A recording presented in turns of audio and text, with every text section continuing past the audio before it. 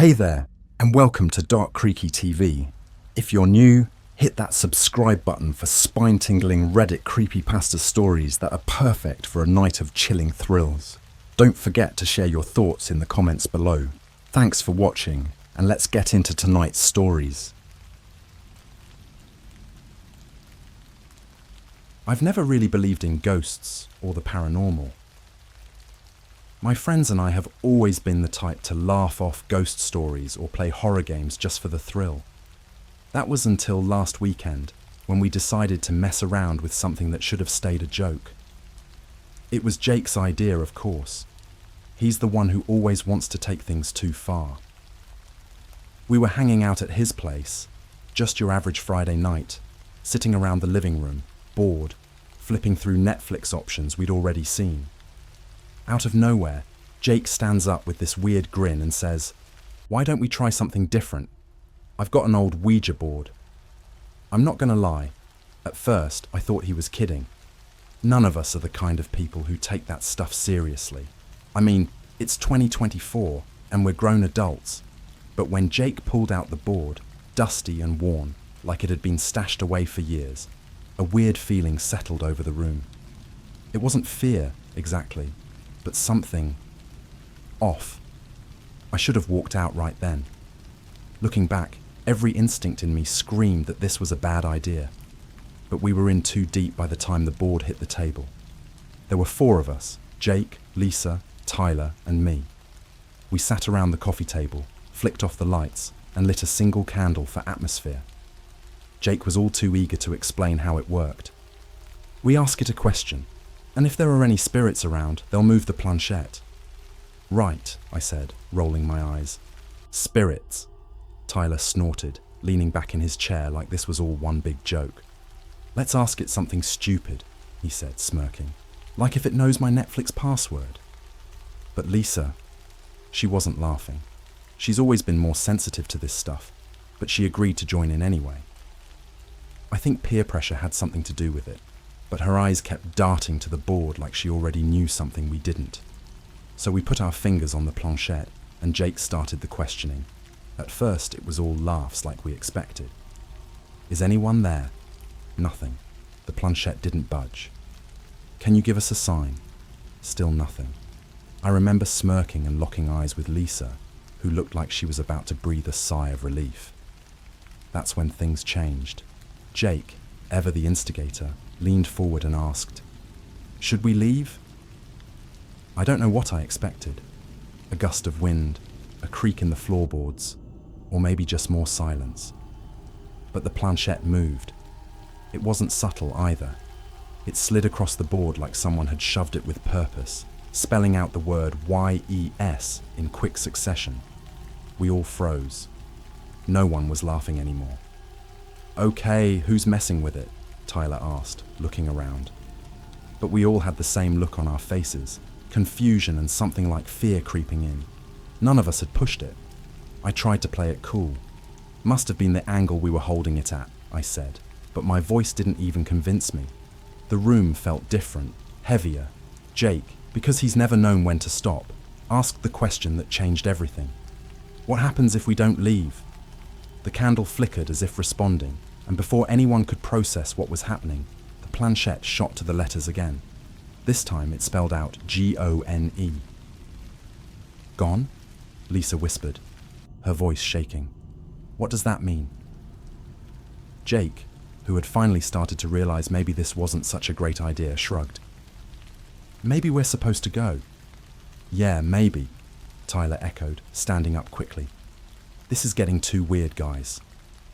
I'm not ashamed to admit that I was ready to go too. I've never been one to get freaked out easily, but there was something wrong in the room. It felt claustrophobic, like the walls were closing in and the air was getting harder to breathe.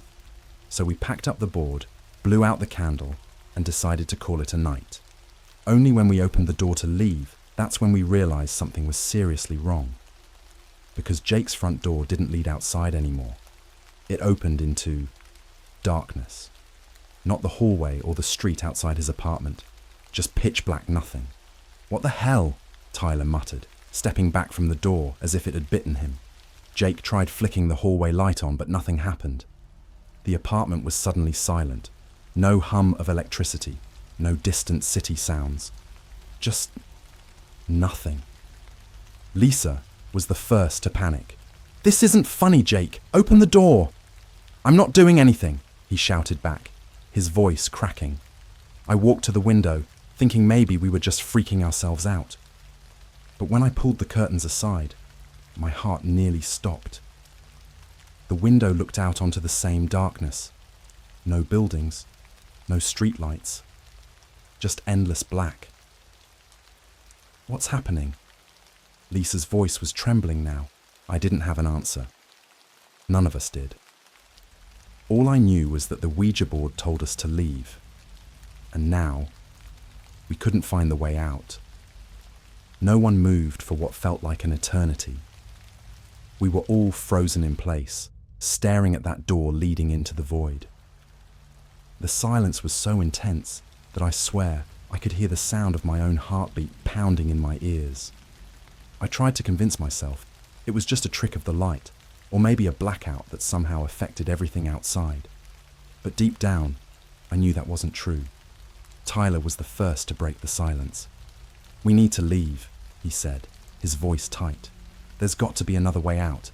This is just some weird prank, right?" Jake, pale and shaken, shook his head slowly. "I don't know, man. This wasn't supposed to happen. It's just a game." But nothing about this felt like a game anymore. The air inside Jake's apartment had grown cold, much colder than it should have been. And the walls, God, I swear they seemed closer than they were just a few minutes ago. Lisa, who had been quiet up until that point, stood up suddenly and made her way toward the back of the apartment. "The fire escape," she muttered, half to herself. "There's got to be a fire escape." We all followed her, not knowing what else to do. She was right. There was a metal fire escape outside Jake's bedroom window. I remember feeling a small flicker of hope when she yanked open the window and poked her head out. But the moment I saw her face, I knew something was wrong. Lisa turned back to us, her face pale as a sheet. "There's nothing there," she whispered. "What do you mean, nothing?" Jake asked, stepping forward. "It's a fire escape. It's always been there." But when I looked over Lisa's shoulder, my heart dropped into my stomach. The fire escape wasn't there anymore. Just like the front door, it had vanished. In its place was that same endless blackness, stretching out beyond the window, deeper and darker than any night sky I'd ever seen. "Is this some kind of hallucination?" Tyler muttered, rubbing his hands over his face. "We're losing it. Maybe someone spiked our drinks or something." But no one had touched a drink that night, not even a beer.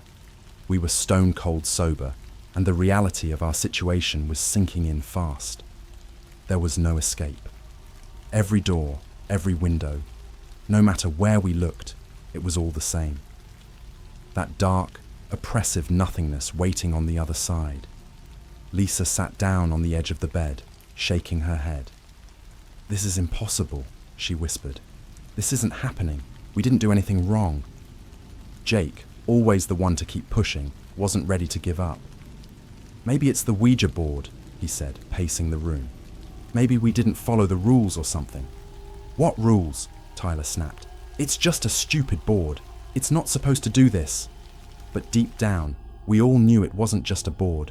Something had shifted the moment we asked if we should leave. Maybe it had been a warning, and we were too stupid to take it seriously. "We have to try something else," Jake said, glancing between us. "Maybe we can ask it again. Find out what it wants." "No way," I said immediately. "I'm not touching that thing again." But Jake was already heading back to the living room, where we'd left the board on the coffee table. There was this sense of dread pooling in my gut as he grabbed it and carried it back into the bedroom.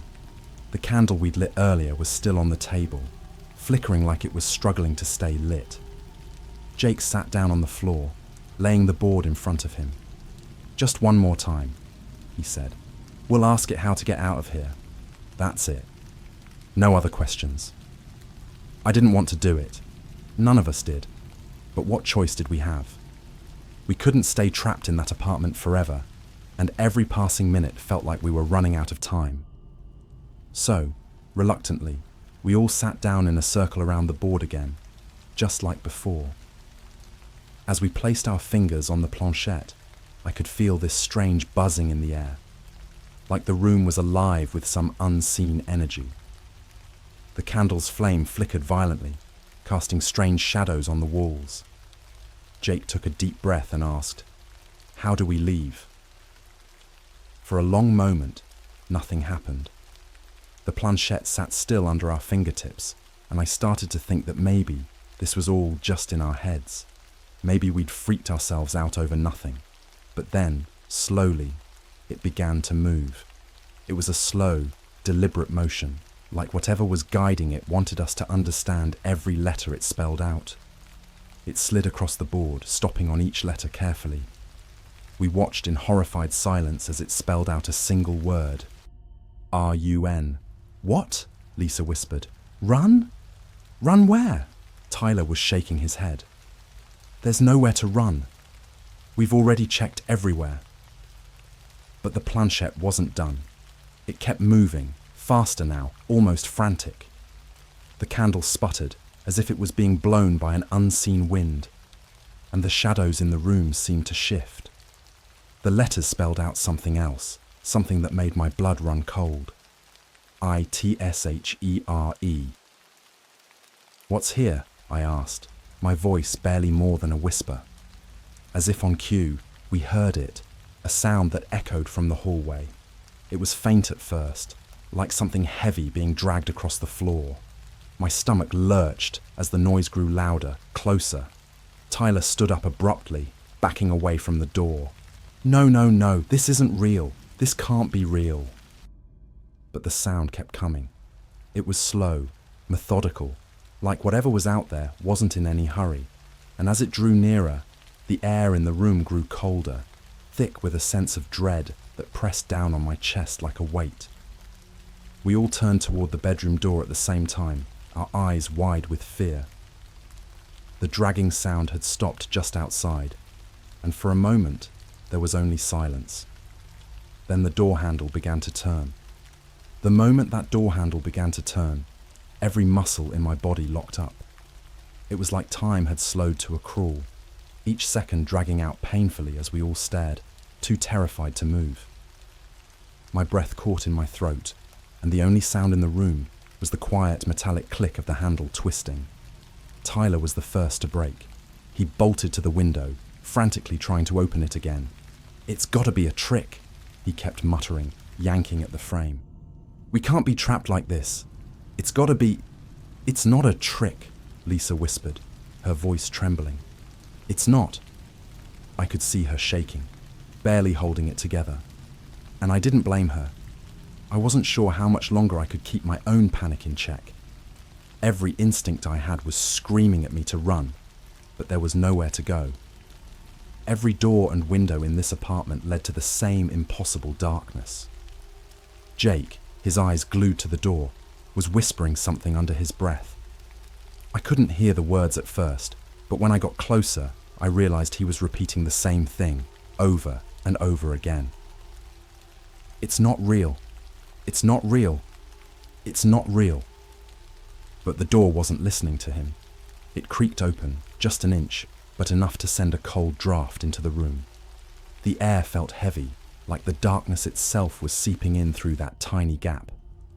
We all backed away, our eyes locked on that door. My heart was pounding so hard it hurt, but I didn't dare make a sound. I was afraid that whatever was out there, whatever it was, would hear us if we so much as breathed.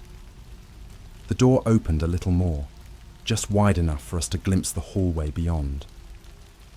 But instead of the familiar sight of Jake's cramped, cluttered corridor, there was nothing. Just that same endless blackness. It was like the apartment had been swallowed up by a void, and the hallway had disappeared into it. But then something stepped into view. It wasn't a person, at least not anymore. The figure that crossed the threshold of the door was hunched, its movements slow and deliberate, like it was dragging itself forward. The light from the single flickering candle barely touched it, but what I could see sent ice through my veins. It was tall, unnaturally so, its limbs elongated and gaunt. The skin, if you could call it that, was pale, almost translucent, stretched too tight over bones that jutted out at strange angles. Its head was wrong too long, with a face that seemed to blur in and out of focus, like it couldn't decide what it wanted to be. But the worst part, its eyes. They were dark, bottomless pits, two empty voids where eyes should have been, staring right at us. I don't know how, but I could feel them, cold, calculating, and hungry. The moment it stepped fully into the room, the temperature dropped so low I could see my breath. The thing didn't make a sound, but there was this pressure, this presence that weighed down on us like an unbearable force. No one dared move. Even Tyler, who had been desperately trying to force the window open, was frozen, his back pressed against the glass as he stared at the thing. It was Jake who finally broke the silence, his voice barely above a whisper. What do you want?" The thing didn't respond. It didn't need to. Instead, it raised one long bony hand and pointed directly at the Ouija board. "No," Lisa breathed, shaking her head. No. But we all knew what it wanted. The board had brought this thing here, and now it wasn't going to leave until it got what it came for. Whatever that was. "We have to destroy it," I said, my voice shaking. "The board. We need to get rid of it." Jake nodded, scrambling to his feet. He grabbed the board with trembling hands and looked around the room like he was trying to figure out what to do next. How? How do we... The thing moved. It was slow, but it was coming toward us, one deliberate step at a time. The closer it got, the harder it became to breathe. The air in the room felt thick, suffocating, like it was being sucked out by the thing's very presence. "Burn it!" Lisa shouted, her voice cracking with panic. "We have to burn the board!" Jake nodded, stumbling toward the kitchen. He fumbled through drawers, searching for something, anything, to light the board on fire. The thing was still moving, getting closer with each step, and the pressure in the room was unbearable. Tyler backed up against the wall, his eyes wide with terror. "Hurry up, man!" he shouted, his voice shaking. "It's getting closer!" Jake finally found a box of matches and rushed back to the living room. His hands were trembling so badly that he nearly dropped them, but he managed to strike one and hold the flame to the corner of the board. For a second, nothing happened. Then slowly, the edge of the Ouija board began to catch fire. The flames spread quickly, eating away at the old wood, and for a moment, I felt a flicker of hope. Maybe this would work. Maybe we could get rid of it. But the thing, it didn't stop. The flames engulfed the board, turning it into a pile of smouldering ash. But the creature kept moving, its empty eyes locked on us. If anything, it seemed angrier now, its movements quicker, more purposeful. "What do we do?" Lisa screamed, backing up against the wall. Before any of us could react, the thing lunged. The candle went out, plunging the room into total darkness. Everything disappeared the second the candle went out. It was like someone had flipped a switch, and the world around us just vanished. We were left in total darkness, and I mean total. I couldn't see my hand in front of my face, couldn't hear anything but the panicked breaths of the others. The creature, whatever it was, had vanished too. But that didn't bring any comfort. If anything, it made things worse. Because now, we couldn't tell where it was. I don't know how long we sat there in silence, waiting for something, anything, to happen. Time seemed to stretch in the dark, every second feeling like hours. My heartbeat was deafening in my ears, and I was afraid to move, afraid that if I made the slightest sound, it would give away where we were. Then, out of nowhere, a whisper. It was faint, barely audible, but I heard it. The voice wasn't human. It was low, guttural, like it was coming from deep within something far older than us. It was speaking a language I didn't understand. But the tone was unmistakable. It was calling us, Did you hear that? Lisa's voice trembled, and I could hear her shifting in the dark, as if she was trying to move away from the sound. Shh! Jake hissed. Stay quiet! But it was too late. The whisper grew louder, more insistent, echoing around the room like it was coming from all directions. The darkness seemed to press in closer, suffocating like it was alive, wrapping around us, squeezing tighter with each passing second. We have to get out of here, I whispered, my voice barely audible. We need light. But there was no light. The matches Jake had used to burn the Ouija board were scattered somewhere on the floor, and none of us dared move to find them. The creature could be standing right next to us, and we wouldn't know. Then, without warning, something brushed against my leg. I froze, my breath catching in my throat. I wanted to scream, to jump up and run, but my body wouldn't listen. I stayed perfectly still, praying that it was just my imagination, that I hadn't really felt what I thought I did. But then it happened again. This time, something cold and clammy, like a hand, grazing the back of my ankle. I jerked back instinctively, crashing into the coffee table behind me. The noise was loud in the silence, and immediately the whispering stopped. That's when I knew it had found me. In the dark, I could hear the others scrambling to get away, bumping into furniture and each other in a desperate attempt to escape. But I couldn't move. My body was locked in place, frozen with fear. Something was standing behind me. I couldn't see it, couldn't hear it, but I felt it. The air around me was colder than ice, and I could feel the weight of its presence, like a predator waiting to strike. And then, for the first time, I heard it, breathing. It was slow, raspy, like whatever was behind me had lungs that hadn't worked in a long, long time. The sound was so close, I could almost feel it against my skin, and my mind was screaming at me to run, to do something, anything, but I was paralyzed with terror. Tyler! I heard Lisa scream from somewhere across the room. Where's the door? We have to find the door! But there was no door. At least, not anymore. The apartment had become a maze of darkness and shifting walls, and the creature was somewhere inside with us. I could hear it now, moving, shuffling closer with each breath. I couldn't tell if it was behind me, beside me, or all around me at once. Then, out of nowhere, Jake's voice cut through the darkness. It's the board, he said, his voice shaking but determined. The board's gone, but that doesn't matter. We have to speak to it. What? Tyler's voice was frantic, his words barely making sense. Speak to it? Are you insane? It's trying to kill us. Jake wasn't listening. I could hear him moving in the dark, fumbling around, searching for something. We didn't ask the right questions, he said, his voice growing more urgent. We didn't follow the rules. We have to fix it. Lisa let out a sob. Fix what? There's nothing to fix. I didn't understand what Jake was doing either.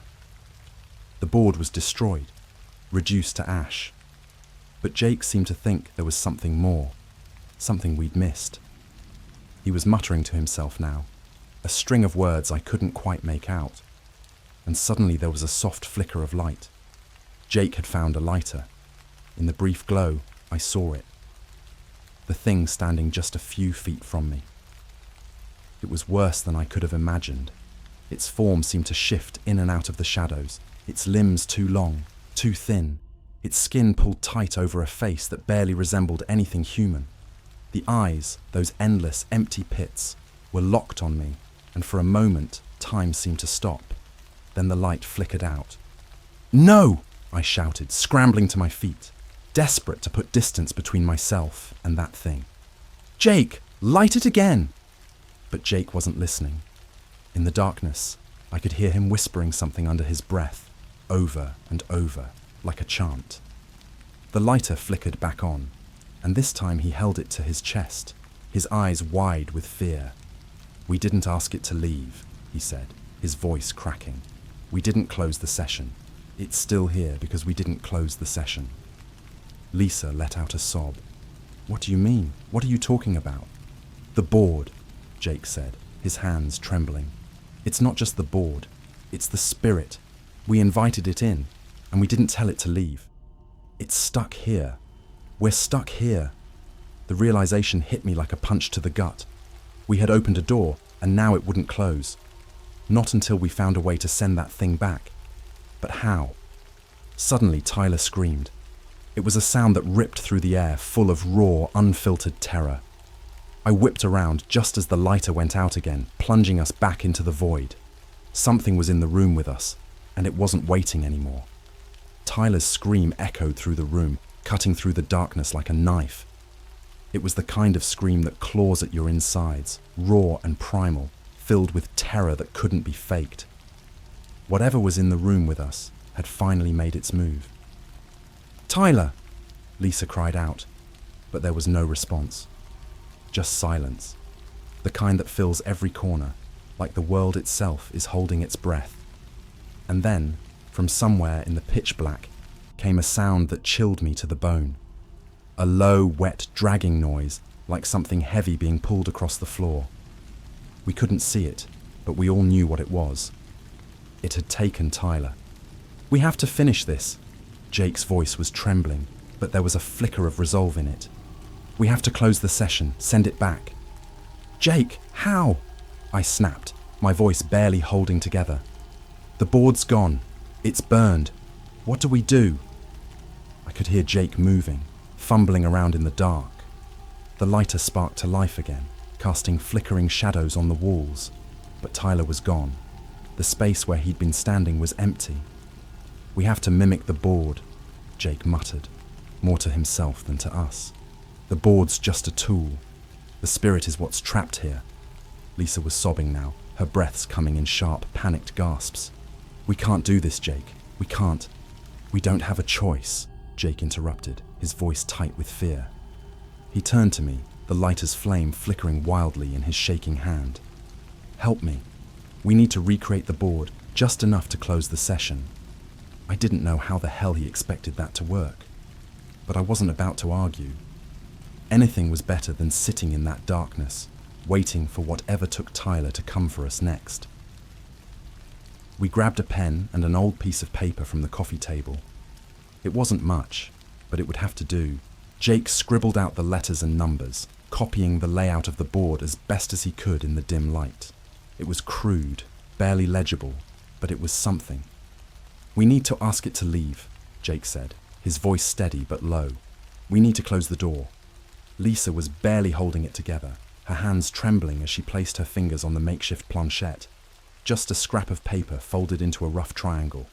I did the same, feeling the weight of the situation crushing down on us.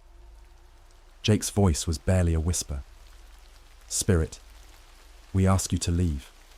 We close this session." At first, nothing happened. The air around us was still, too still, like the calm before a storm.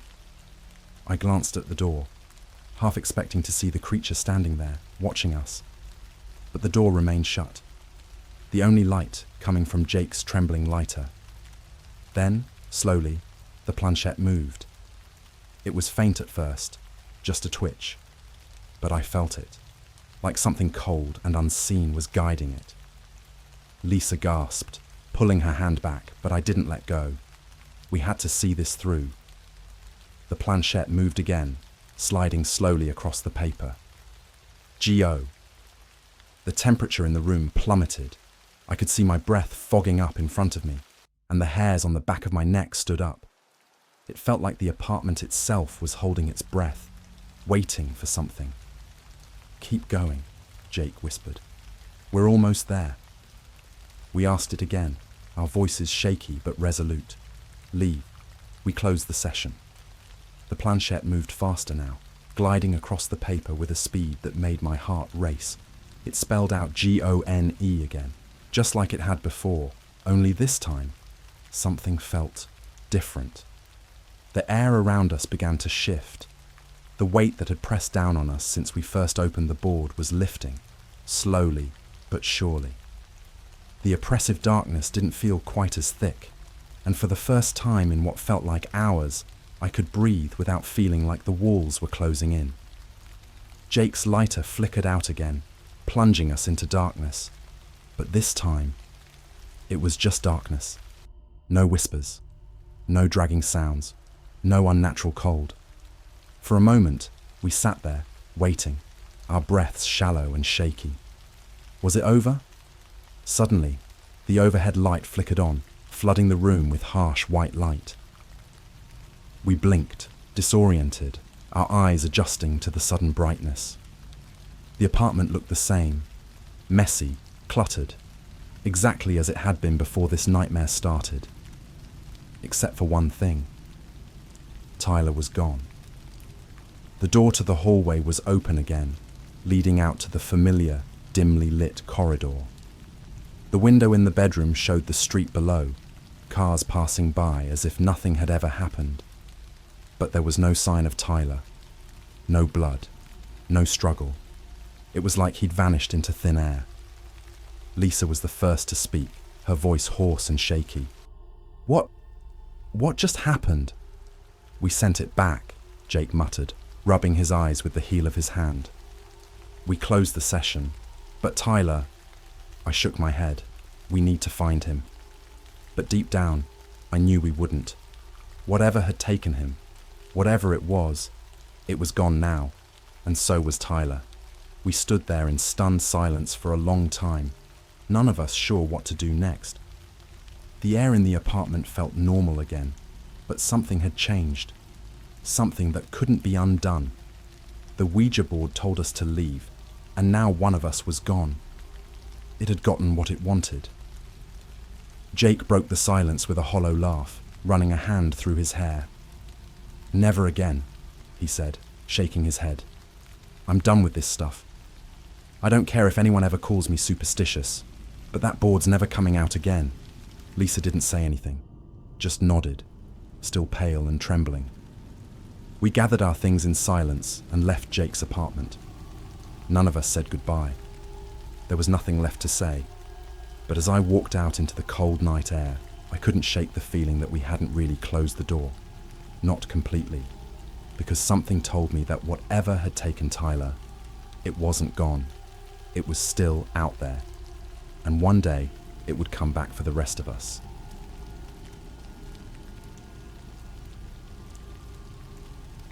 It all started as a dumb idea during one of our regular Friday hangouts. We've always been the kind of group that loves to push the boundaries for a good scare, watching horror movies, going to supposedly haunted locations. But none of us actually believed in the paranormal. At least, not until we made that mistake with the Ouija board. There were 4 of us that night. Me, my best friend Marcus, his girlfriend Chloe, and our buddy Alex. We were hanging out at Marcus's apartment, the usual mix of pizza, video games, and bored conversation. The topic somehow drifted to death, as it often does when you've exhausted everything else. You know what happens after you die. The typical, "Is there something more?" conversation. Alex, always the one with the weird suggestions, suddenly perked up. "I have an idea," he said, with that mischievous grin he gets when he knows he's about to make us uncomfortable. "Why don't we try the Ouija board? We could ask for proof of the afterlife." At first, we all laughed it off. It sounded ridiculous. We'd messed with the board before as a joke, and nothing ever happened. But this time, there was something different about the way Alex said it. There was this strange seriousness in his tone, like he wasn't just looking for a cheap thrill anymore. He was daring fate. Chloe shook her head, her expression uneasy. "I don't know, guys. That feels like crossing a line." I could tell she was nervous. She always played along when we did stupid stuff, but she had this sensitivity to anything dealing with the supernatural. She wasn't superstitious or anything, but I think she just didn't like messing with what we couldn't see. But Marcus, being Marcus, shrugged it off. "Come on, babe. It's not real. We've done it before, and nothing happened. What's the worst that could happen? We scare ourselves a bit and that's it." Eventually, after a lot of back and forth, we agreed to do it. The Ouija board was in Marcus's closet, dusty and forgotten from the last time we used it. He grabbed it, set it up on the coffee table, and we all gathered around. Chloe lit a candle because Alex said it would set the mood, though I'm pretty sure he just wanted to make it creepier. We sat there for a minute in silence, the four of us staring at the board like idiots. My fingers were on the planchette, and I remember thinking how stupid I felt, waiting for something that was never going to happen. The candle flickered slightly, but there was no wind. I brushed it off. Alex cleared his throat, breaking the tension. "All right, let's get this started. We'll ask for proof, but let's keep it respectful. No jokes this time." I rolled my eyes but played along. We started with the usual, "Is anyone there?" And of course, the planchette didn't move. We asked a couple more times, nothing. I was about to call it quits when Marcus leaned forward and asked the question that changed everything. "Can you show us proof of the afterlife? Something undeniable?" At first, nothing happened. The planchette stayed perfectly still, and I could see Chloe relaxing a little. But then, just as I was about to pull my hands away, it moved. I swear, none of us were pushing it. It glided slowly, almost deliberately, over the letters. We watched in stunned silence as it spelled out one word. W-A-I-T. "Who is it?" Chloe asked, her voice trembling. Marcus didn't answer right away. When he finally did speak, his voice was barely above a whisper. "There's no one there." Chloe shot up from the couch. "What do you mean there's no one there? You heard the knocking." "I'm telling you, no one's there," Marcus repeated, his voice unsteady. "The hallway's empty." That's when we all started to feel it. The atmosphere in the room had shifted, growing heavy, like the air was thick with something we couldn't see. The candle on the table flickered again, and I swear I felt a cold draft sweep through the room. "We should stop," Chloe said, backing away from the table. "We shouldn't be doing this." But Alex wasn't having it. "No, we asked for proof. Maybe this is it. Let's keep going." I didn't want to continue. I could tell none of us did, except Alex. But there was something about the situation, some invisible force, that made it impossible to stop. It felt like we'd already opened a door, and walking away wouldn't close it. So we sat back down around the board, our fingers trembling as we touched the planchette once more. "What now?" I asked, my voice barely steady. Alex looked at me, his expression more serious than I'd ever seen it. "Now we ask again." He took a deep breath and asked the question none of us wanted to hear the answer to. "Who knocked on the door?" The planchette moved immediately this time, faster, more deliberate. We watched, wide-eyed, as it spelled out the answer. Y-O-U-K-N-O-W-M-E. I could hear my pulse in my ears. My palms were sweating, and I pulled my hand back from the planchette like it had burned me. "I don't know anyone like this," Marcus exclaimed, his voice cracking. "What the hell is going on?" But before anyone could respond, there was another knock. This time, it wasn't on the door. It came from the window. The knock on the window was soft but deliberate. 3 slow taps that sent a shiver down my spine. We all turned to look at the window at the same time, but none of us moved. It was like we were all silently agreeing that maybe, just maybe, if we didn't acknowledge it, whatever was outside would go away. The problem was, Marcus's apartment was on the 3rd floor. "There's no way," Chloe whispered, her voice barely audible. "There's no fire escape. Nothing. How could someone—" She didn't finish her sentence. I don't think she needed to. We were all thinking the same thing. Whatever had knocked on the window wasn't someone. It was something. Marcus, who had been so confident before, looked like he was about to be sick. He glanced between us, his face pale and his hands shaking. I don't know what's happening, but we need to stop, right now." "I'm with Marcus," I said quickly. My heart was racing, and every instinct I had was screaming at me to leave. "Let's end this. We've gone too far." Alex, though, was still glued to his spot. "No, we can't stop now. This is the proof we asked for. We just need to..." Proof? Marcus snapped, cutting him off. You think this is proof? This is insane. There's no one out there, Alex. This isn't some game anymore. But Alex didn't back down. His eyes were wide, almost excited, and that's when I realized he wasn't scared. At least not like the rest of us were. He was curious. Too curious. Before Marcus or I could argue any further, Alex stood up, walking toward the window like he was in a trance. The rest of us just watched, too scared to stop him, too scared to move. He reached the window and paused, his hand hovering over the curtain. I'm going to look, he said, his voice eerily calm.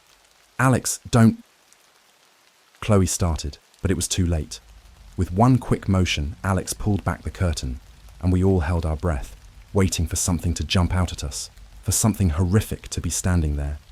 But there was nothing, just darkness beyond the glass. No one, Alex said, his voice soft with relief. He turned back to us, shrugging like we'd all overreacted. See, it's just in our heads. For a moment, I almost believed him. The window was perfectly ordinary, showing the street far below and the dark, empty sky. No sign of anything unnatural, no strange figures standing outside, no handprints on the glass. It was just normal. But then I noticed something that made my skin crawl. Condensation had built up on the inside of the window, probably from the warmth of the apartment meeting the cold outside. And in that condensation, right where Alex had just been looking, there was something unmistakable. A handprint. It wasn't one of ours. The shape was wrong. Too long, the fingers too thin, almost like claws. And it wasn't pressed from the outside of the window, it was on the inside. Alex, step back, I said, my voice tight with fear. What? He asked, turning to see what I was looking at. When his eyes landed on the handprint, he froze. I didn't touch the window. None of us had. The handprint had appeared on its own, and it was too detailed, too real to have been made by something natural. The fingers were long and slender, but they were splayed out in an unnatural way, like they were reaching for something or someone. The room felt colder now. It wasn't just the creepy sensation of seeing the handprint. It was like the temperature had dropped a few degrees in a matter of seconds. The candle flame flickered wildly, as if it was being blown by a breeze that didn't exist. We need to stop, Chloe said again, her voice more urgent this time. We need to close the session and get rid of this board. Marcus didn't hesitate. He grabbed the board, his hands shaking, and moved to throw it across the room, but Alex stopped him. No, he said, grabbing Marcus's arm. We have to finish this the right way. If we don't close the session properly, we might make things worse. Worse than this? Marcus shouted, pointing to the window, his voice cracking with fear. You want to make things worse than this? But deep down, I knew Alex was right. We'd started something that wasn't going to let us walk away so easily.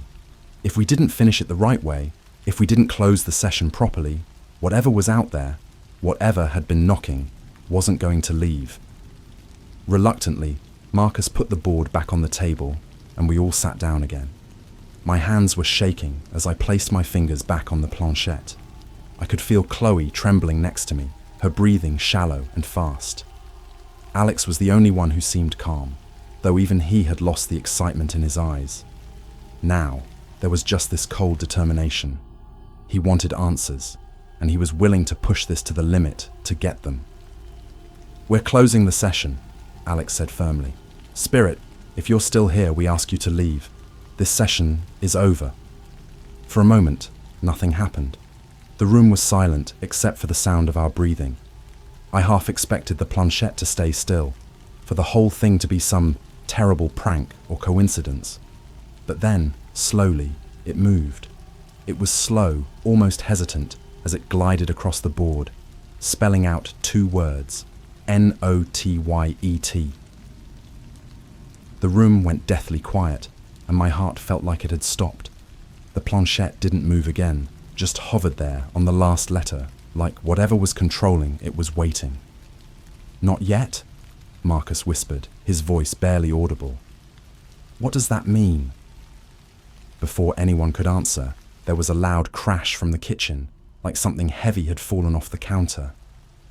We all jumped to our feet, and Marcus rushed to see what had happened. We followed, hearts pounding, too scared to stay but too terrified to leave. When we entered the kitchen, the first thing I noticed was the smell, this strange damp odour that filled the air. It was sharp and overwhelming, like something rotting. The second thing I noticed was the figure standing by the kitchen window. It was a man, at least it looked like one. But his back was to us, and his clothes were dripping wet. He stood there, motionless, water pooling around his feet as if he'd just stepped out of a lake. I could see his reflection in the window, but there was something wrong with it. The angle of his head. It was tilted just slightly, like his neck was broken. We all froze. None of us dared speak, but we knew one thing for sure. That man wasn't alive. We stood there, paralysed, staring at the figure by the kitchen window. The water pooled beneath him, slowly creeping toward us like it was alive. My brain struggled to make sense of what I was seeing, but deep down, I knew. This man, this thing, wasn't supposed to be here. He wasn't supposed to exist. Marcus was the first to whisper, his voice barely audible. Who is that?" No one answered. We were too stunned, too terrified to move. The man's back was still to us, his clothes clinging to his body, drenched as if he'd just crawled out of a lake. The water wasn't just dripping, it was pouring from him, pooling at his feet, soaking into the kitchen floor. And his neck, God, the way it was bent. It wasn't natural. His reflection in the window showed more of what we couldn't see directly. His face.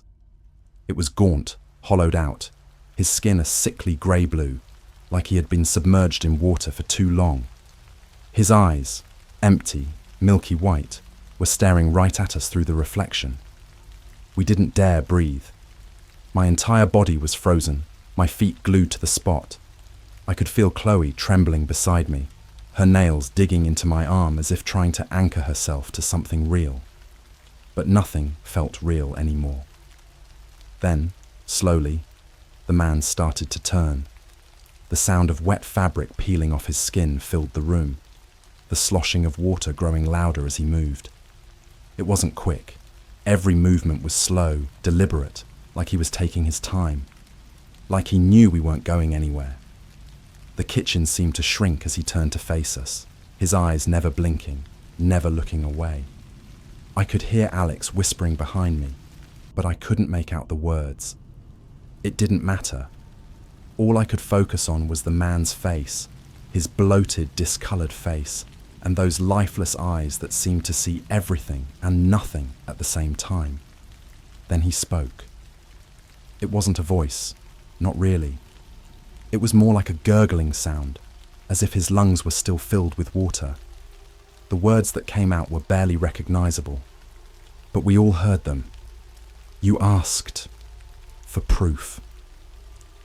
The air in the kitchen felt heavier, like the atmosphere was pressing down on us.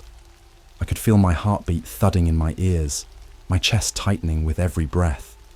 We had asked for proof of the afterlife, and now it was standing right in front of us, dripping water onto the floor. Marcus took a shaky step forward, his voice cracking. "Who are you? What do you want?" The man's head tilted to the side, the bones in his neck creaking like old wood. His mouth moved, the gurgling sound filling the air again. "I drowned." The words hung in the air, heavy and wet, like they carried the weight of whatever nightmare this man had come from. I didn't want to know more, but Marcus kept pushing. He was shaking, terrified, but he needed answers.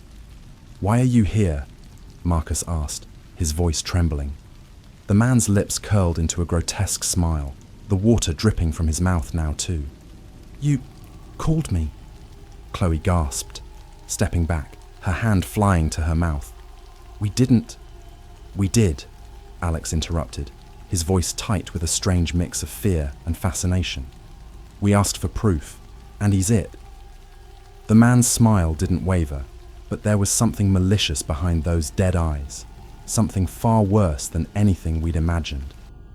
He took a step toward us, the water splashing under his feet, and the temperature in the room seemed to drop even further. "We need to end this," I whispered, my voice trembling. "We need to close the session." Alex shook his head, still staring at the man. "No, this is it. This is what we wanted. We can't stop now." I couldn't believe what I was hearing. Couldn't he see? This wasn't what we wanted. This wasn't proof. This was something else, something dangerous. But before I could say anything, the man moved again. This time, he was faster. His movements jerky and unnatural, like a marionette being pulled by invisible strings. He closed the distance between us in seconds, stopping just a few feet away. I could smell the water now, stale, like a stagnant pond that hadn't moved in years. His clothes were soaked through, clinging to his skin, and his hands. They were reaching out toward us, the fingers long and gnarled. Chloe screamed. I grabbed her arm, pulling her back as the man stepped forward again. His eyes were locked on her now, that same twisted smile on his face, as if he could feel her fear, taste it. Marcus tried to step in front of her, but the man didn't stop. He was focused, driven by some unseen force that we couldn't understand. "We have to close the session," I shouted, trying to snap Alex out of whatever spell he was under. "Do it now, or we're not getting out of this." Alex hesitated for the briefest moment, his eyes flicking from the man to the Ouija board on the table. For a second, I thought he was going to refuse. But then, something clicked, and he nodded. "Spirit," Alex said, his voice shaky, "we ask you to leave. We're closing the session." The man stopped. For a moment, the kitchen was deathly silent, the only sound the slow drip of water from the man's clothes. We held our breath, waiting, hoping that somehow this would work. But the man didn't leave.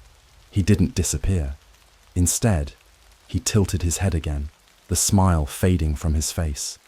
His eyes darkened, and he spoke one last time. "You don't close this." The room seemed to twist, the air growing so thick it was hard to breathe.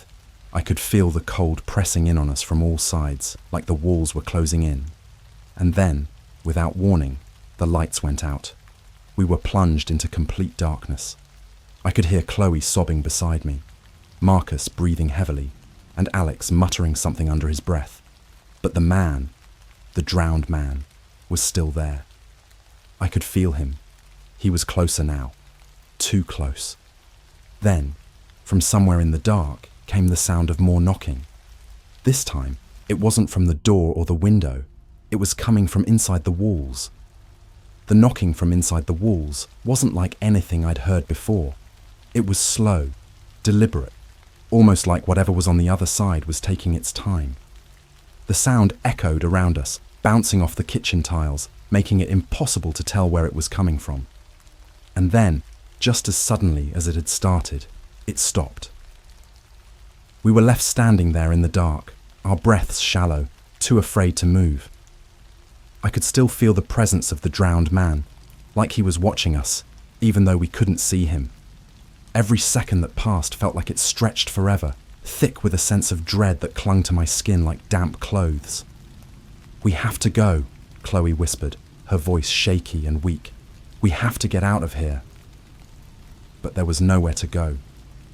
Every exit, the door, the windows, felt like they'd closed themselves off, trapping us inside. The air had that suffocating quality again, pressing in tighter and tighter, making it feel like even the apartment itself was working against us. Marcus grabbed my arm in the darkness, his grip tight. "What do we do?" "The board. We can't stop it," I whispered back. "It said we can't close this." Alex was muttering something under his breath again, something I couldn't make out. But he was frantic, his words spilling out in a panicked jumble. He had been so sure before, so determined to get his proof.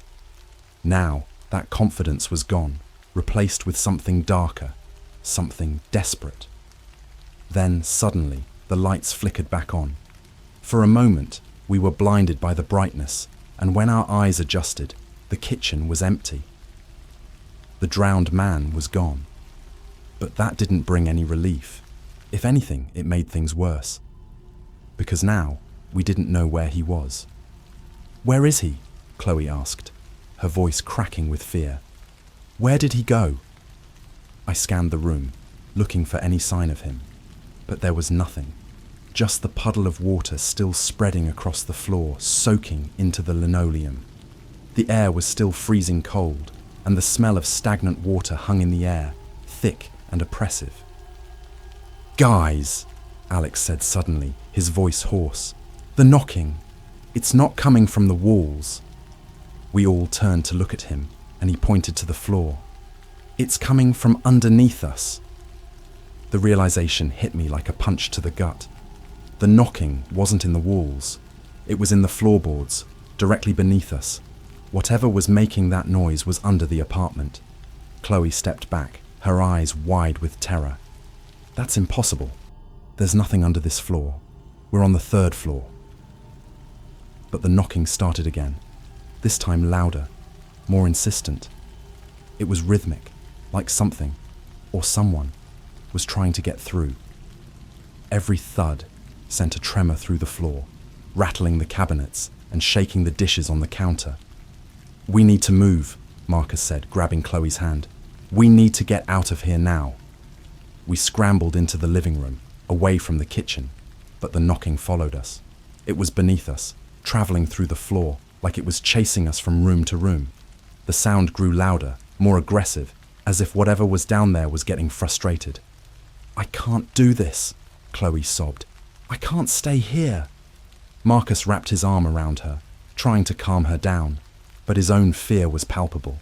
I could see it in his eyes, the way they darted around the room, searching for some kind of solution, some way out. But there was no way out. "I'm going to try something," Alex said, walking back toward the Ouija board on the coffee table.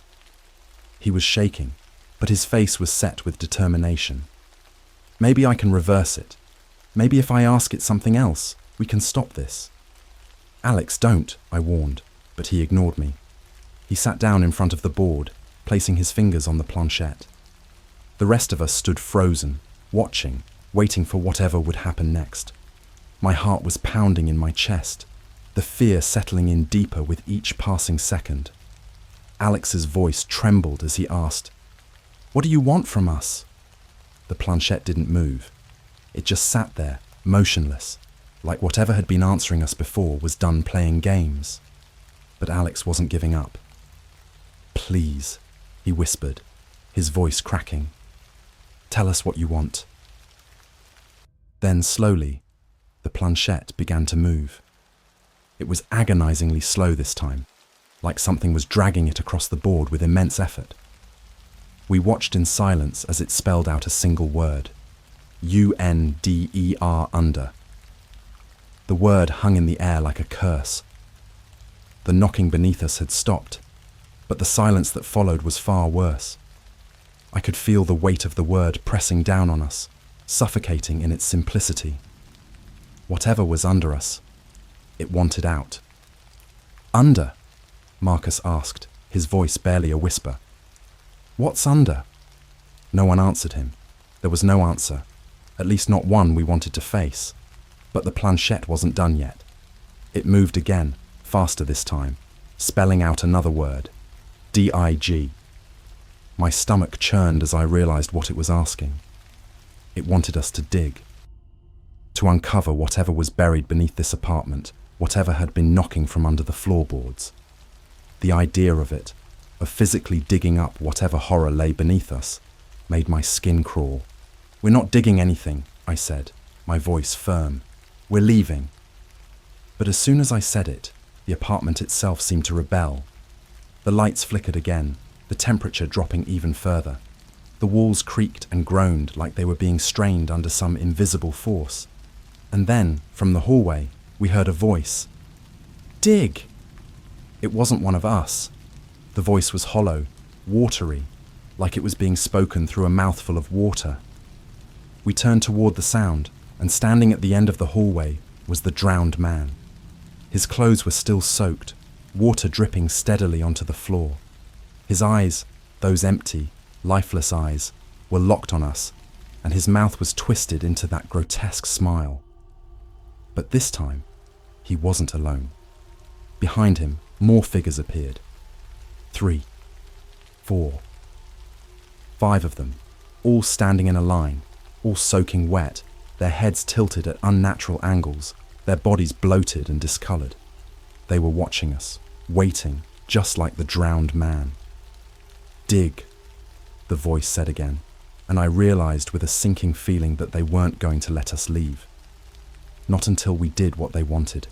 We had called them here, and now we had to dig. The hallway stretched before us, impossibly long, the drenched figures standing still as statues. Their eyes, empty and lifeless, bored into us with silent, unrelenting expectation. The cold seeping from their waterlogged clothes filled the air, making the room feel like we were trapped in a freezer. The only sound was the steady drip of water hitting the floor. The word they'd spoken, dig, repeated in my mind like a twisted mantra. My legs felt weak, my chest tight. I didn't want to move, but the reality was clear. They weren't leaving, and we couldn't either. Not unless we did what they wanted. Marcus swallowed hard, his eyes darting between the figures and us. We can't do this. We can't just dig up the floor. "Do we even have a choice?" Alex replied, his voice low, almost defeated. He glanced back at the Ouija board like he was searching for some kind of answer, but the board was silent now. There was nothing else it could tell us. "They're not going to let us go unless we do it," I said, my voice barely above a whisper. I could feel my heart pounding in my chest, my palms slick with sweat despite the freezing air. The figures hadn't moved, but I could sense their impatience growing, like they were barely holding back. Chloe, trembling, stepped back, shaking her head. No, we can't. What if there's something down there? What if we make it worse?" I didn't have an answer. None of us did. But the alternative, staying here, trapped with these things, wasn't an option either. "We have to try," I said finally, my voice shaking. "We don't know what they want, but whatever it is, it's under us. We have to dig." Marcus hesitated for a moment, then nodded reluctantly. "I'll get the tools." He left the room, and the rest of us stood frozen, waiting, watching the hallway where the drowned figures stood like sentinels. The fear in the air was so thick I could taste it, a cold metallic tang that settled at the back of my throat. When Marcus returned, he was carrying a crowbar and a small hand shovel, tools that seemed pitiful compared to the enormity of the task ahead, but they would have to do. Without a word, he knelt on the living room floor and pried up the first floorboard. The sound of splintering wood filled the silence, and for a moment I thought I saw one of the figures twitch, just slightly, as if responding to the noise, but they remained where they were, unmoving, watching. Beneath the floorboards was a layer of packed dirt, darker and wetter than I expected, almost like it had been recently disturbed. A damp, musty smell filled the room, and as Marcus dug into the earth, the sound of metal scraping against dirt echoed eerily. Chloe covered her mouth, fighting back tears. "I don't like this. I don't like this at all." None of us did, but we kept going. Marcus dug deeper, his hands trembling as he unearthed more of the compacted soil. Each shovelful of dirt felt like a step deeper into something we didn't understand, something we shouldn't be tampering with. Then, after what felt like an eternity, the shovel hit something solid. Marcus froze, staring down at the spot where the metal had connected with something hard. His hands shook as he brushed away more dirt, revealing a small, waterlogged wooden box. The wood was dark, almost black, and it looked like it had been buried for years, maybe decades. Yet somehow it felt fresh, like it had been waiting for us to find it. I could barely breathe as Marcus lifted the box out of the hole. It was heavier than it looked, dripping with mud and water. None of us spoke. We all knew something was wrong. Deeply, horribly wrong. But there was no turning back now. "What's in it?"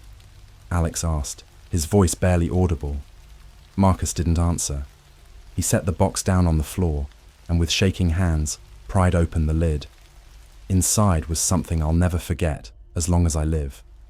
The box was filled with bones, human bones.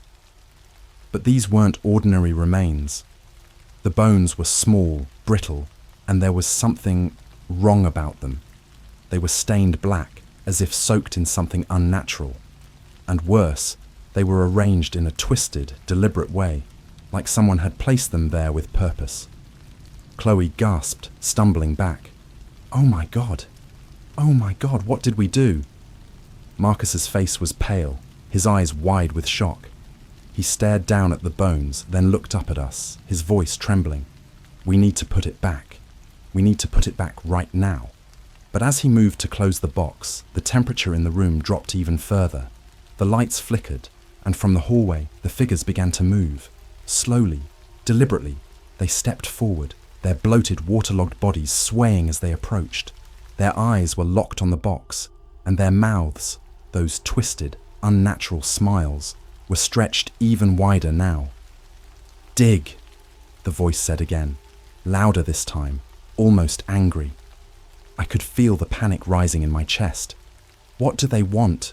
What is this? But before anyone could answer, one of the figures, a woman, her hair matted and dripping with water, stepped forward and pointed to the box.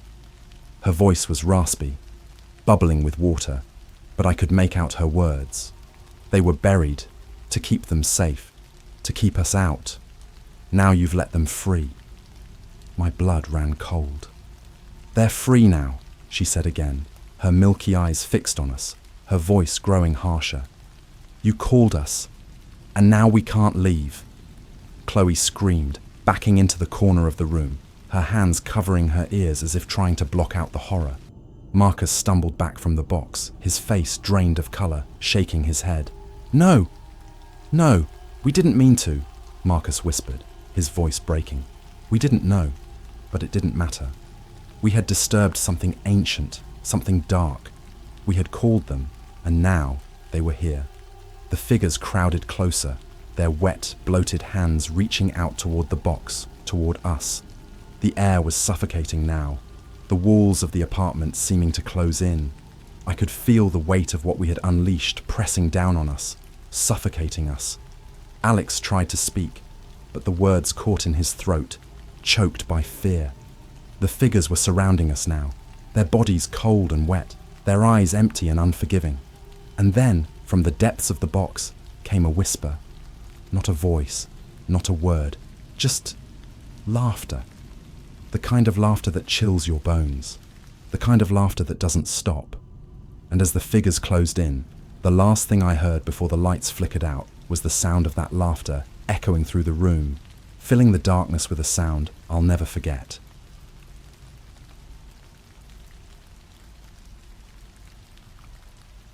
It all started because we were bored. That's how most bad decisions get made, right? It was a Friday night, and instead of doing something fun or productive, my friends and I were slouched around my apartment with nothing better to do. The group was the usual: me, my best friend Tom, his girlfriend Amber, and our buddy Jake. We were scrolling through Netflix trying to find a horror movie we hadn't already seen or didn't look too cheesy to sit through. Then Jake, who always has a flair for drama, suddenly pipes up, "I've got an idea." He gives us that signature grin, the one that usually means we're about to do something we'll regret. I brought over a Ouija board. Amber immediately rolled her eyes. "Jake, seriously? We've done that before. Nothing ever happens." But I could see a flicker of something in her eyes. Curiosity, maybe. It's the same curiosity that always gets us sucked into Jake's wild ideas. He lives for this stuff. Anything creepy or occult. Anything that gives him a thrill. "This time's different," Jake said, pulling the board from his backpack like it was some prized possession. "I found this one online. Supposedly, it's been passed down by some cult or something." "Right," Tom laughed, shaking his head. "Let me guess, it came with a free curse too." Jake didn't seem bothered by the sarcasm. Laugh all you want, but I think it could be fun. Maybe we'll get a real answer this time. I wasn't exactly thrilled with the idea. I mean, we've all messed around with Ouija boards before, and nothing ever came of it. But I didn't want to be the buzzkill of the group, so I shrugged and said, "Fine, what's the harm?" So we dimmed the lights, lit a few candles for ambience, and gathered around my coffee table. The board looked like the usual, a flat wooden slab with the letters of the alphabet, the words yes, no, and goodbye etched in faded black. It didn't scream cursed to me, but there was something about it that felt off.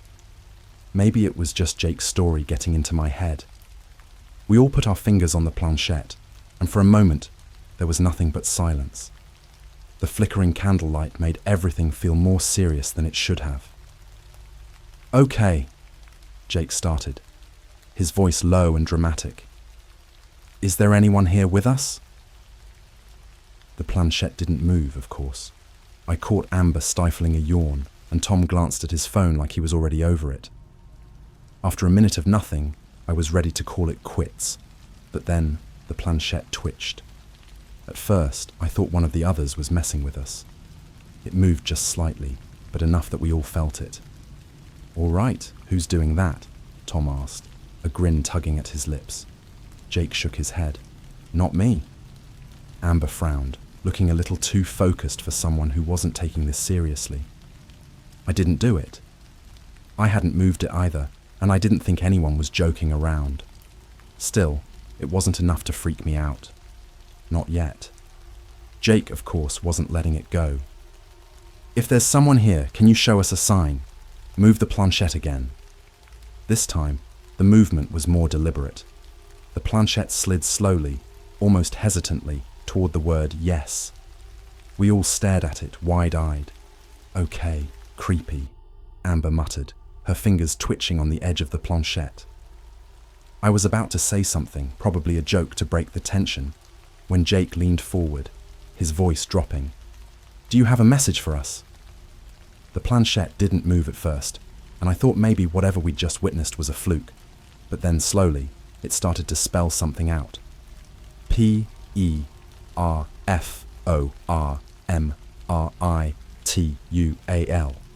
Amber let out a nervous laugh, pulling her hand away.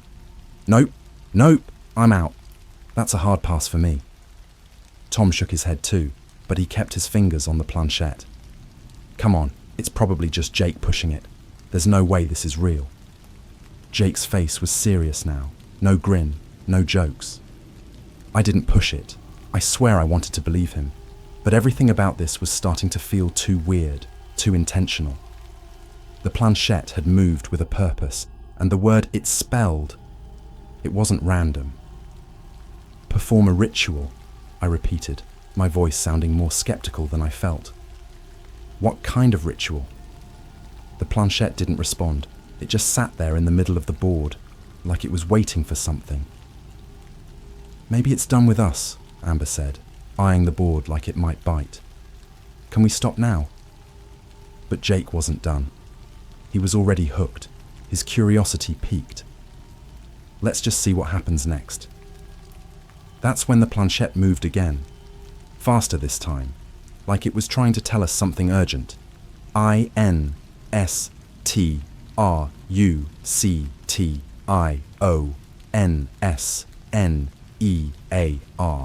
"Instructions near?"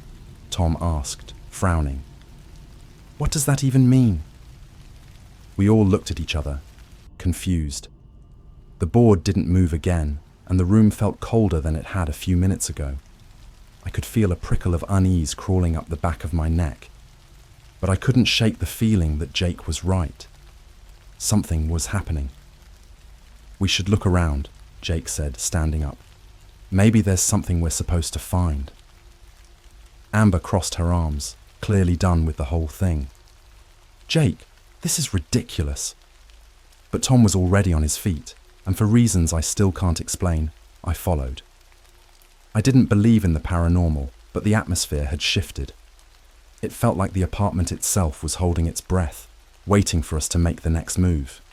Jake started rummaging through his backpack, looking for something, anything.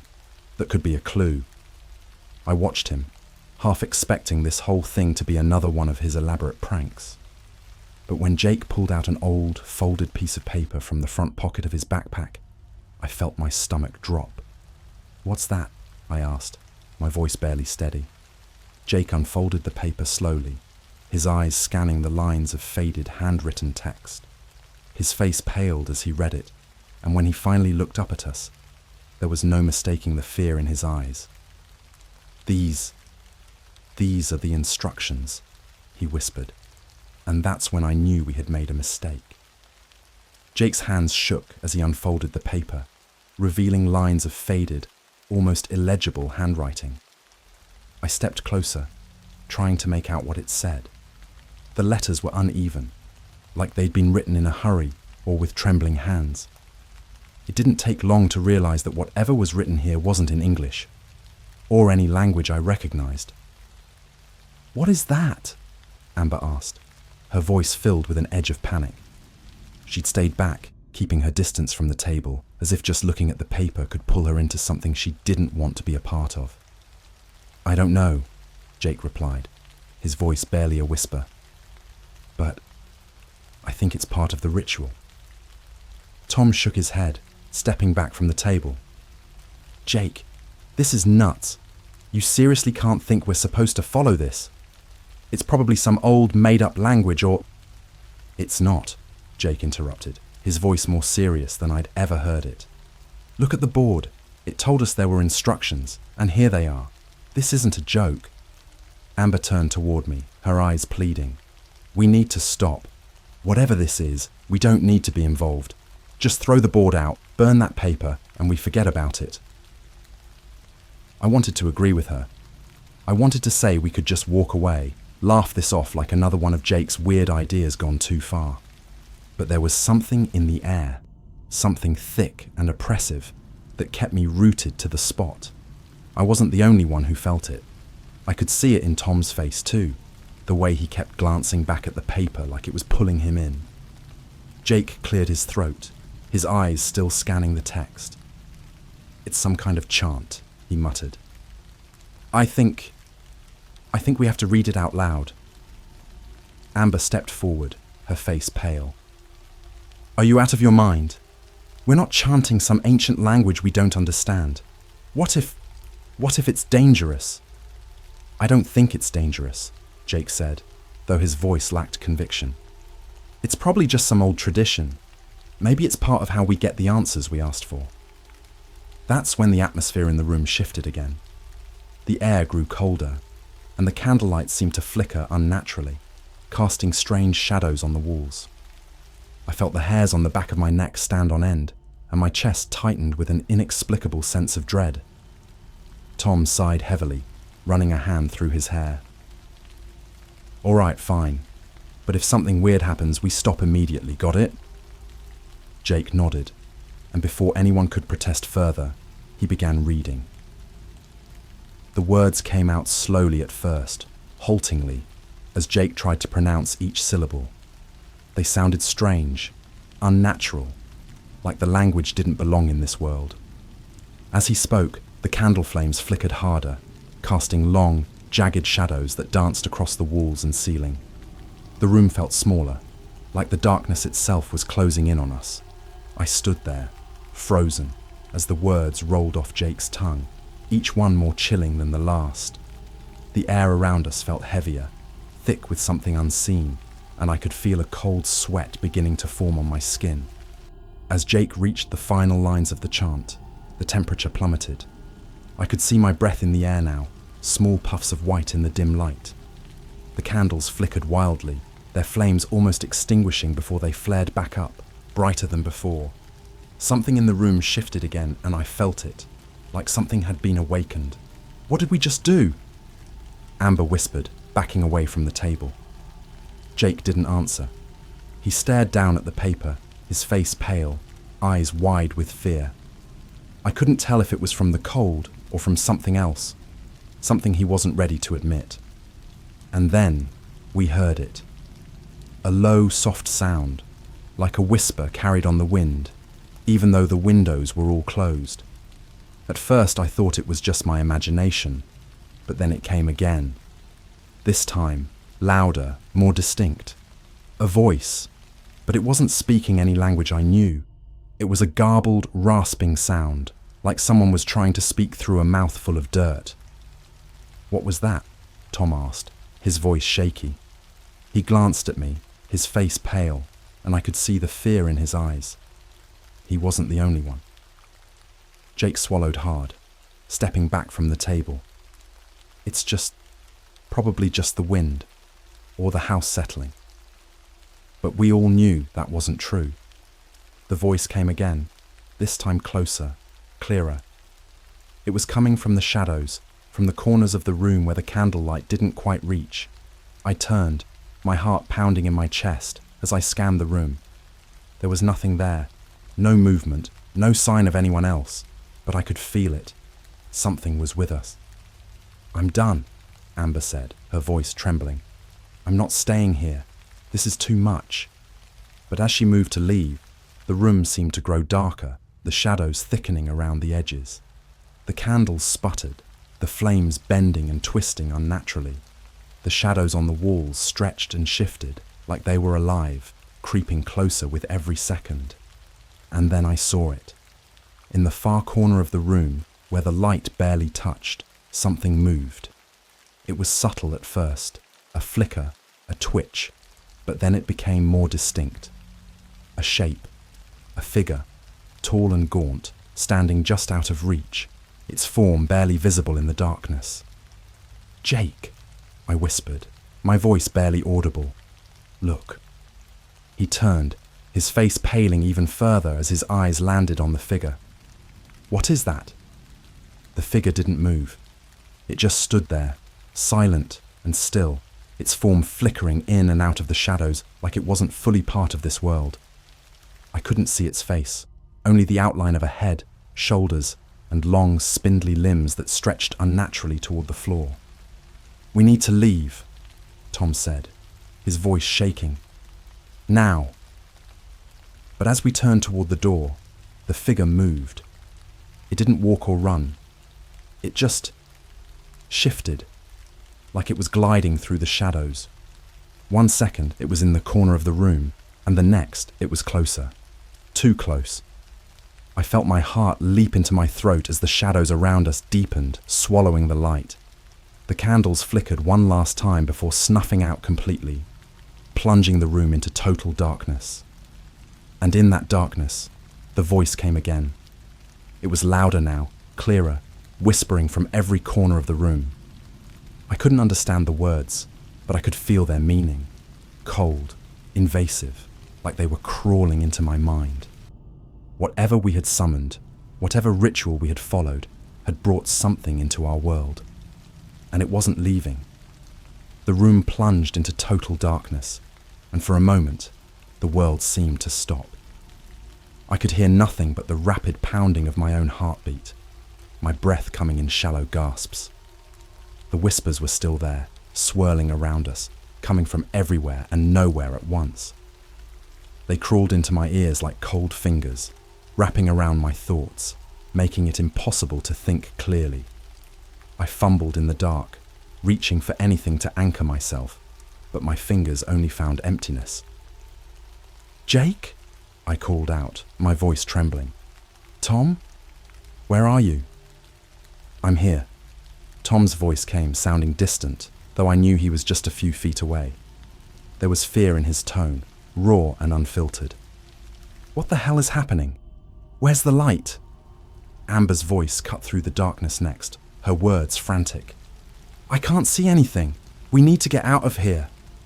The figure, the one that had been lurking in the corner, was still out there. I couldn't see it, but I could feel it. It was moving, sliding between the shadows like it was part of them, its presence thick and suffocating. My skin prickled with the awareness that something was watching us, waiting. Then, from the pitch black, Jake's voice broke through, calmer than I expected, but strained. "Stay close to the walls. We can feel our way to the door." It was a good idea, except for one thing. As we started moving, cautiously, Slowly, I realized the door wasn't where it was supposed to be. My hands fumbled over the walls, but all I felt was cold, smooth surface. No door, no way out. "I can't find it," I whispered, panic rising in my throat. "The door, it's not here." "Keep trying," Jake urged, his voice tighter now. "We can't stay here." Amber was crying softly, her breath shaky. "Why is this happening? What did we do? We never should have read that thing." Jake didn't respond. None of us knew what to say. The room seemed to stretch and distort in the dark. The walls too smooth, too cold, as if they'd never had a door at all. I could feel something behind me, just out of reach, and every nerve in my body screamed at me not to turn around. And then, from the depths of the blackness, came a sound that sent ice through my veins. Footsteps. They were slow and deliberate, like someone or something was pacing just a few feet away. The steady rhythm of it, soft and wet, echoed around us, making it impossible to tell where it was coming from. My throat tightened with fear as the footsteps grew louder, closer. "There's something in here with us," Tom said, his voice barely more than a whisper. "I know," I replied, trying to keep the fear out of my voice but failing. "It's been watching us. It's been here since we did the ritual." Jake's voice came again, low and tense. "We need to stop whatever this is. There's got to be a way to undo it." But before anyone could respond, the footsteps stopped. Dead silence filled the room, the kind that makes your heart stop because you know it's the calm before the storm. I held my breath, waiting, knowing something terrible was about to happen. Then, out of nowhere, Amber let out a blood-curdling scream. I spun toward the sound, but I couldn't see her. The darkness was too thick, too impenetrable. "Amber!" I shouted, my voice cracking with panic. "What happened? Where are you?" She didn't answer. Instead, there was a soft rustling, followed by the unmistakable sound of something dragging along the floor. My stomach twisted in fear as the dragging grew louder, closer, as if whatever had taken her was pulling her deeper into the shadows. "Amber!" Tom called out, his voice shaking. He moved blindly in the direction of her scream, but all he found was more darkness. "Amber, where are you?" I could feel the panic setting in, the sheer helplessness of not knowing what was happening, of not being able to do anything. And then, from somewhere in the black void, Amber's voice came again, but it wasn't right. It was distant, weak, like she was speaking through layers of water. "Help! Me!" The words sent a chill down my spine. I wanted to run, to get out of this nightmare, but we were trapped. There was no door, no escape, only shadows, and the thing living inside them. "What do we do?" Tom's voice was desperate now. "We can't just leave her." "We're not leaving," Jake said, his voice hardening with resolve. "We'll find her, we'll—" But before he could finish, the whispering started again. Louder this time, more insistent. The words weren't clear, but their meaning seeped into my bones, filling me with dread. Whatever was in here, whatever we had summoned, it was in control now. And it wanted us to play its game. The darkness around us seemed to move, the shadows twisting and curling like they were alive. I could feel them brushing against my skin, cold and sharp, like claws reaching out from the void. My heart was racing, and I knew, deep down, I knew we had unleashed something far worse than any of us had imagined. "We need light," Jake said, his voice strained. "Find the matches. There's got to be something." Before he could finish, the footsteps returned, faster this time, circling us in the dark. Whatever was in here wasn't just watching anymore. It was hunting. I fumbled around, trying to find anything. My phone, a match, something that would break the oppressive darkness. But my hands were shaking too much, and all I could feel were cold, smooth surfaces. "Tom. Jake," I whispered, barely able to get the words out. "We need to stick together." But even as I said it, I could feel the distance between us growing. The shadows were pulling us apart, separating us in ways I couldn't explain. It was like the room had expanded, and no matter how hard I tried, I couldn't find them. And then I heard it. A voice. It was soft, barely more than a whisper, but it was coming from right next to me. A cold, raspy breath that sent a shiver down my spine. They're mine now. I spun around, my heart racing, but there was nothing there. Just darkness. Endless, suffocating darkness. The voice had come from nowhere and everywhere at once, and it was unmistakably not one of us. I wanted to run, to scream, to do anything to break the suffocating grip of fear that had taken hold of me, but I was frozen in place. All I could do was listen to the growing whispers, the faint sound of dragging, and the footsteps that circled us like a predator closing in on its prey.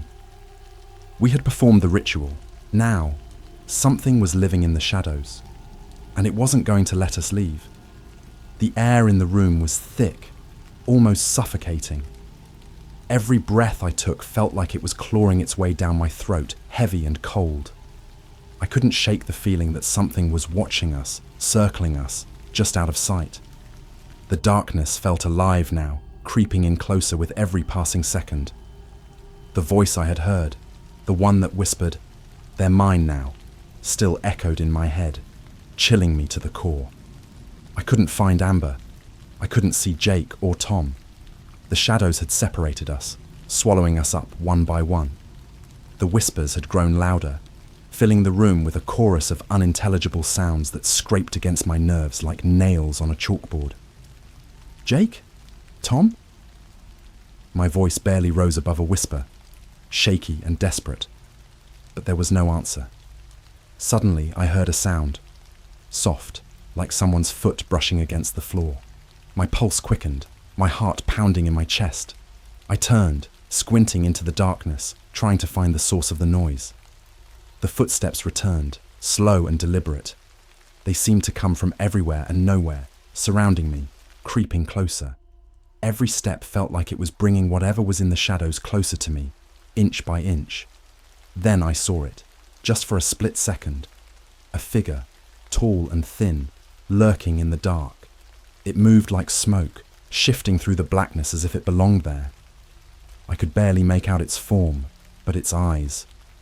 They glowed faintly, reflecting what little light remained, like the eyes of an animal caught in the night. It was watching me. I backed up slowly, my hands shaking as I felt for the walls behind me. There was nothing. No solid surface. No exit. It was like the room had stretched into an infinite void, with no way out. My breath came in shallow gasps as the figure moved closer, its eyes never leaving mine. Then from the darkness, I heard Tom's voice, weak, trembling. "It's coming for us."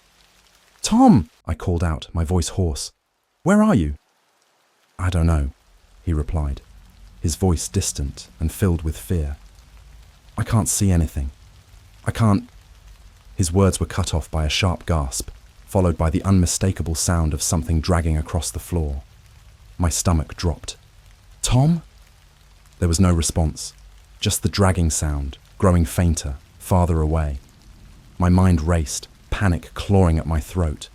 I couldn't lose him too. Not like this. I stumbled forward, reaching out into the darkness, hoping to grab onto something, anything. But the shadows seemed to shift, twisting around me, making it impossible to tell where I was or where I was going. Then the voice returned, whispering, closer this time. "They belong to me." The words slithered into my mind, cold and sharp, sending waves of terror through me. I could feel it, the thing in the shadows. It wasn't just watching anymore. It was hunting us. I had to find Jake. I had to find Amber. My friends were out there, lost in this nightmare, and I was running out of time. My hands fumbled in the dark as I moved forward, my heart pounding in my chest. Every step felt heavier, like the shadows were pressing down on me, dragging me into their depths. The air was colder now, colder than it should have been, and I could feel something brushing against my skin, something that wasn't there a moment ago. And then I heard a low, guttural growl. It wasn't human. It was deep, primal, like the sound of an animal lurking just out of sight. My breath caught in my throat, and I froze. The growling grew louder, more insistent, and I realized with a sinking feeling that it was coming from all around me. Whatever had been living in the shadows, whatever we had called with that ritual, was closing in. I turned, ready to run, but my feet wouldn't move. The darkness was so thick now, so oppressive, that it felt like I was sinking into it, like it was swallowing me whole. The growling grew closer, louder, until I could feel the vibrations in my chest. Then, without warning, something grabbed me. I screamed, twisting around, but there was nothing. Just cold, empty air. But the grip was real. Strong, icy fingers digging into my arm, pulling me toward the shadows. I struggled, my breath coming in ragged gasps, but the more I fought, the tighter the grip became. The growling was right behind me now, and I could feel something breathing down my neck. It was hot, rancid, like the stench of decay and rot. My heart was racing, my mind screaming for me to run, but I couldn't move. And then, just as quickly as it had grabbed me, the hand let go. I stumbled back, gasping for air, my legs trembling. I didn't know what had just happened, but I knew I couldn't stay here any longer. Whatever was in the shadows, whatever we had unleashed, it was getting stronger. It was feeding off of us, our fear, our desperation. I had to find the others. I had to get out. Suddenly, a faint light flickered in the distance. It was weak, barely more than a glow, but it was enough to cut through the darkness. I moved toward it, my feet dragging, my body aching from the cold and the fear. As I approached the light, I saw Jake crouched on the floor, holding a small match that flickered in the dark. His face was pale, his eyes wide with terror. He looked up at me, his voice trembling. "We need to end this." I nodded, breathless. "How? What do we do?" He held up the crumpled paper, the one with the instructions for the ritual. "It's not over. We didn't finish it. We have to reverse it." My stomach churned. "Reverse it? How do we even—" Before I could finish, the match flickered out, plunging us back into darkness. The growling returned, louder this time, more aggressive. The shadows around us shifted, twisting like they were alive. "We don't have time," Jake whispered, his voice shaking. "It's coming." I could hear the footsteps again, slow and deliberate, circling us, closing in. The growling was almost deafening now, filling the air with a sense of impending doom. Jake scrambled to light another match, but his hands were shaking too much. "We need light," he muttered, his voice barely audible. "We need to see it." But there was no more light. The shadows had claimed the room, and whatever was in them was coming for us. The voice returned, louder now, more menacing. "You cannot escape." I felt the cold grip on my arm again, stronger this time, pulling me back into the shadows. I struggled, my heart pounding in my chest, but the darkness was too strong. It was dragging me down, swallowing me whole. And as the last flicker of light disappeared, I realized with horrifying clarity that we weren't going to make it out. The cold grip around my arm tightened, and I felt myself being pulled further into the darkness. It wasn't just the absence of light anymore. This was something alive, something feeding off us. The air was thick with it, suffocating and dense, as if the shadows themselves had mass.